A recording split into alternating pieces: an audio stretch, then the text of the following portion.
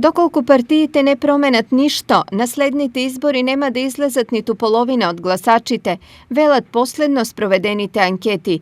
Причина за ова е уморот од постојано гласање, но пред се голема разочараност кај граѓаните од партиите.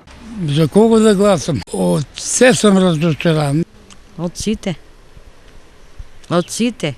И од лидери, и партии, и се. Аба нема интересира.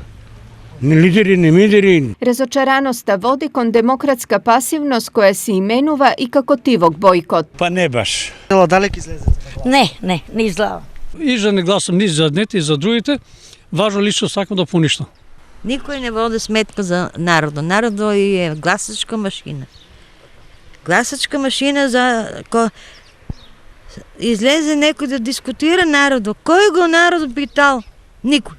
Овие одговори се јасна порака исклучиво до лидерите кои мораат да бидат свесни дека наместо да ја добиваат, тие популарноста кај граѓаните ја губат. Па и да, и не.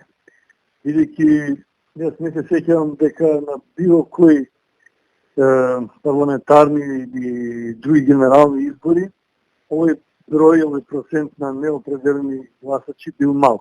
Веројатно се уште има рецидив на страф од давање јавни изјави на анкетите кои се прават околу популарноста на партиите, но верувам дека на денот на изборите таа бројка се намалува.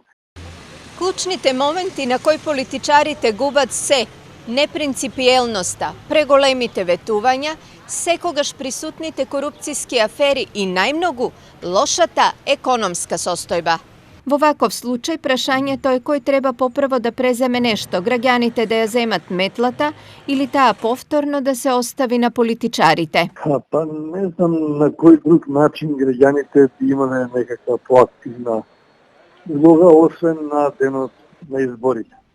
На тој начин тие би ги поддржале или би ги казниле политичките партии во кои што веруваат.